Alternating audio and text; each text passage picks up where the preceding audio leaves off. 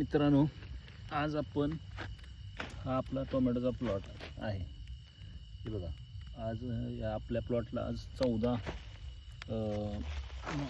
April आहे, आंबेडकर जयंती.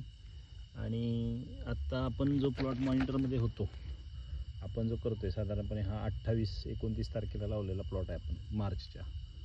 तर आजची त्याची ही परिस्थिती आहे. आत्ता आपली फवारणी चालू आहे. रात्रीच्या बरोबर 7:45 वाजलेले आहेत. 7:43 झालेले आहेत. तर अतिशय चांगल्या पद्धतीची वाढ आहे. आपण जर स्टिक बघितली तर हे हा स्टिक आहे बघा, ही स्टिक आहे. आत्ता फवारणी चालू आहे. आत्ता फवारणी करण्याचं महत्त्वाचं कारण काय आहे, तर आत्ता टेम्परेचर आहे 30 डिग्री सेल्सिअस आणि ह्युमिडिटी आहे आत्ताची आपल्या लोकेशनची आहे 40%.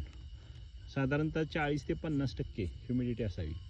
ह्या पद्धतीची जर ह्युमिडिटी असेल तर जो प्लांट रिसेप्टर्स असतात, म्हणजे घेण्याची क्षमता जी असते पानाची किंवा झाडांची, ही अतिशय खूप चांगली असते. आणि त्याच्यामुळं काय होतं, जे आपण कोणतंही खत औषध काय फवारणी करतो, टॉनिक्स वगैरे काय असतील ते ग्रोथ रेग्युलेटर्स वगैरे, तर त्याचं जो इफिशियन्सी आहे ती जनरली काय होतं, जर तुम्ही सर्वसामान्य टेम्परेचरला वगैरे केलं तर 60 to 70% राहते. पण आत्ताच्या जर आपण ह्या ह्युमिडिटी आणि टेम्परेचरला जर केलं तर साधारणपणे ती 80 to 90%, 95% जाते.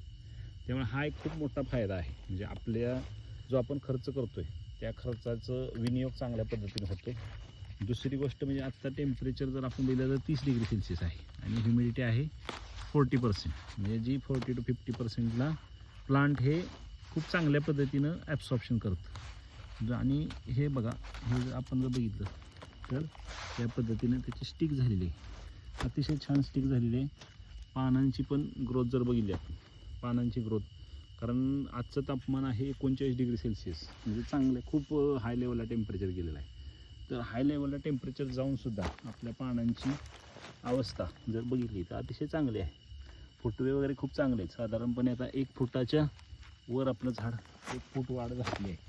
हे बघा, फुलकळीसुद्धा आता हे जर बघितलं आपण तर हे बघा, तर अतिशय वाढ ही अतिशय खूप चांगल्या पद्धतीने झालेली आहे.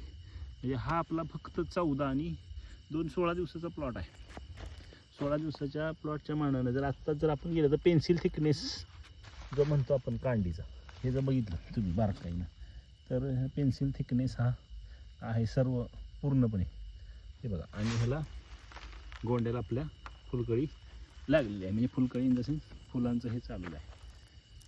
तर हे पहिलं जे आहे ते आपण जेट फळ जे म्हणतो, जेट हे आहे, तर त्याच्यात पण मॅनेजमेंट करता येते. खूप चांगल्या पद्धतीने ते मॅनेज करायचं असतं. त्याच्यानुसार जर आपलं हे केलं तर आपण खूप चांगल्या पद्धतीनं फुल सेटिंग करता येतं. झाड अतिशय सुदृढ पद्धतीनं वाढ आहे, मर वगैरे काही नाही. हा आपला साधारणपणे 10,500-11,000 झाडं आपण लावले. तिकडं आपली फवारणी सुरू आहे, लांब आहेत ते थोडेसे, पण हे खूप फायदे आहेत फवारणीचे वगैरे. आणि आता जर आपण बघितले तर कुठल्याही झाडावर सध्या पेस्टिसाईड वगैरे किंवा फंजीसाईड काहीही आपण पेस्टिसाईड फक्त आता नीम ऑइल आणि एक अळीसाठी फक्त आपण घेतलेलं होतं काल. आणि आत्ता आपण खताचं रेग्युलर शेड्यूल चालू आहे आपलं. 4 दिवसानंतरचं एक शेड्यूल आहे आणि फवारणीचं आपण 4 दिवसानंतरचं एक शेड्यूल ठेवलेलं आहे. अशा पद्धतीने हे अतिशय, हे बघा, हे जर बघितले आपण तर जमिनीपासून आपण सहज आता हे 1 फुटाच्या वर गेलेलं आहे. म्हणजे 15 दिवसात जर एवढी ग्रोथ असेल तर चांगली वाढ आहे. हा प्लॉट आपला साधारणपणे 6 फूट उंचीचा होणार आहे, ॲव्हरेज हाईट होणार का होणार. आणि आपण जसं टार्गेट ठेवलं त्या पद्धतीने ते अचीव होणार का होणार.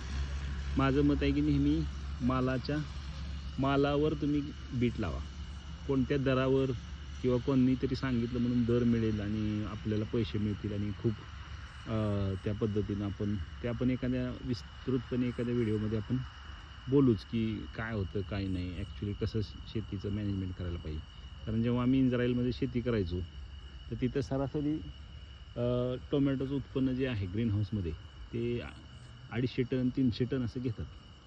आपण अजून 30 टनाच्या वर ॲव्हरेज उत्पन्न महाराष्ट्रातलं आपण जात नाही.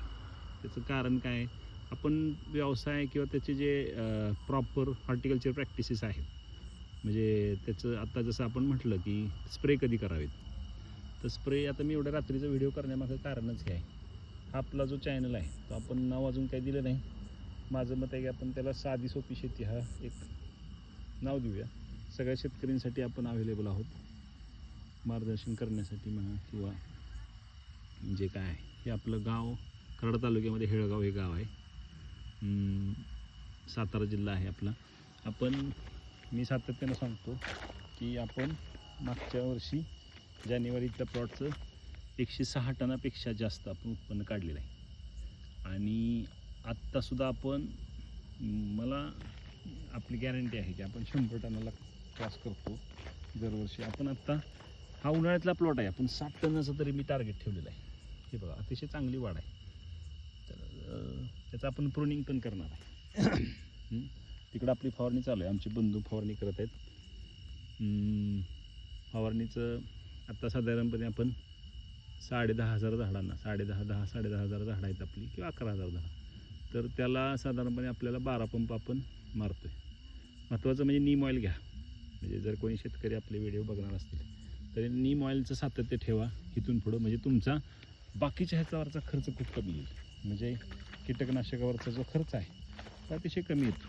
हे बघा स्टिकची साईज. महत्त्वाचं काय बघायचं आता इथून पुढं काय बघायचं, टार्गेटच आहे. म्हणजे कशाचे टार्गेट आहेत की ठराविक दिवस काय बघायचं आणि ठराविक दिवस काय बघायचं. फुलकळीच्या काळात काय बघायचं तर फुलाविषयीचं माहिती घ्यायची. आणि आत्ता काय करायचं आपल्याला तर ह्या गोष्टीचा हो का हे जे सगळं आहे ह्याचा बेस काय तर ही स्टिक आहे. ही स्टिकमध्ये ग्लिझिंग बघा. आता हे बारकाईने दिसणार नाही आता थोडंसं, तर हे ग्लिझिंग बघा हे का चमकतंय, खूप छान पद्धतीने चमकतं. तर ह्याचं कारण काय आहे, हे जर स्ट्रॉंग असेल, खूप जाड असेल, चांगले आपल्या अंगठ्याच्या थिकनेस एवढी, पायाच्या अंगठ्या एवढीची थिकनेस जर आली तर तुमच्या झाडाला इन्फेक्शन जे आहेत, मिल्ड्यूज वगैरे जे होतात, रॉट्स, कॉलर रॉट्स वगैरे होण्याचं प्रमाण खूप कमी येतं. मी खूप एकदम हाय टेक्निकल आपल्याला हाय टेक्निकल नॉलेज आहे, परंतु मी सगळ्या गोष्टी एकदम हाय टेक्निकल सांगणार नाही, कारण सर्वसामान्य शेतकऱ्यांना त्या समजत नाही आणि तेवढी आपल्याला आवश्यकता नसते.